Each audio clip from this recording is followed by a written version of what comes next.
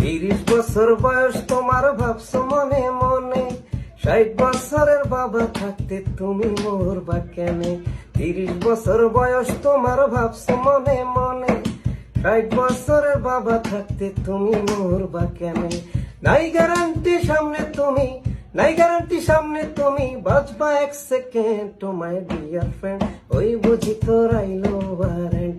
O my dear friend, ওই বুঝি তোর আইলো ওয়ারেন্ট।